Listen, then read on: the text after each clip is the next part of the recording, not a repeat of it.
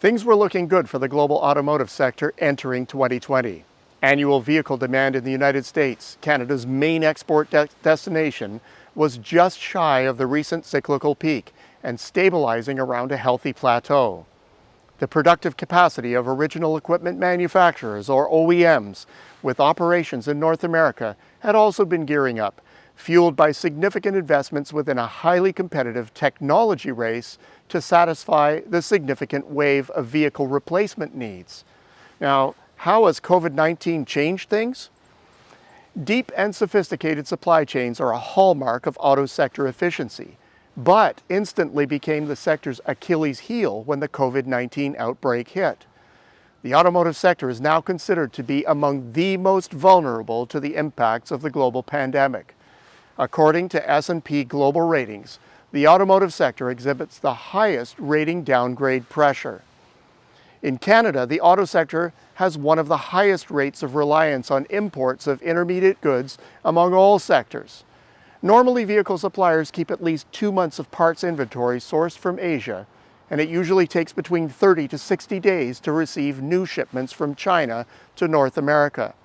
This means that supply chain disruptions in Asia can have significant business implications. As the virus epicenter rotated, first from China to Europe and then to the US, national lockdowns and stay-at-home orders temporarily shuttered factories and largely kept vehicle buyers away from dealership showrooms.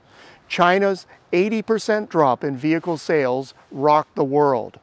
And prior to implementing their own temporary shutdowns, globalized OEMs and myriad suppliers faced the daunting prospect of China-sourced parts shortages. In Europe, nearly all automotive production plants shut down operations in March, and production data followed the China pattern. April is expected to show an even larger hit. The European Automobile Manufacturers Association estimates region-wide vehicle production losses are tracking at around 2.2 million units, equal to about 10% of total production in 2019. Shutdown hit vehicle assembly plants across North America in mid-March as employee health became a key concern. OEMs in Canada and Mexico largely followed suit. Return to work plans are expected to be gradual and staggered across jurisdictions, given heightened concerns over employee safety, the expectation of lower demand, and potential supply chain disruptions. Most US and Canadian OEMs are currently targeting early to mid-May to restart assembly operations, while Mexico appears to be delaying into June. Global industry analysis by IHS Markit estimates this timeline would mean the loss of 2.8 million units, or equivalent to around 17% of total 2019 production.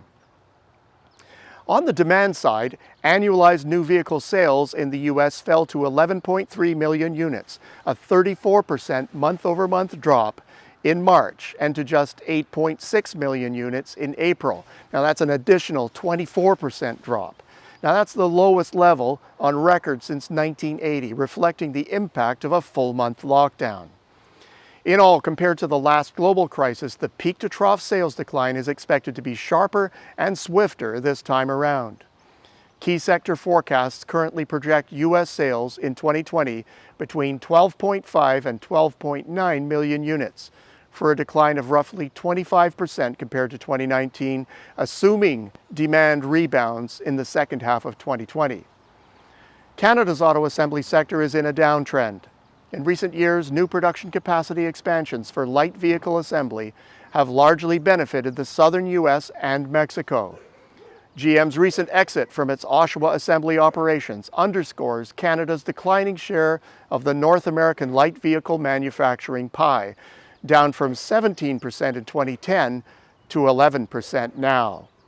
Moreover, Canada underperformed in vehicle production in North America for March, which year-on-year tumbled 28% in the US, 25% in Mexico, and 34% in Canada.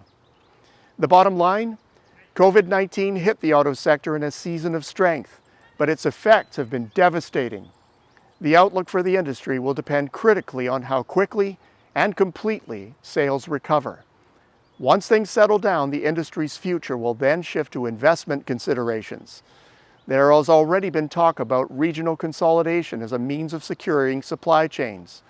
Sales may suffer greatly if a permanent move to more virtual commerce decimates commuting and increases the use of home delivery. Don't count out significant industry consolidation. At the same time, don't forget this industry's capacity for creativity and innovation. The speed with which sector production shifted to PPE and ventilator devices is testament to its perceptiveness, adaptability, and ingenuity, qualities that suggest that Canada's players are definitely in the game for the long run. Until next week, I'm Peter Hall.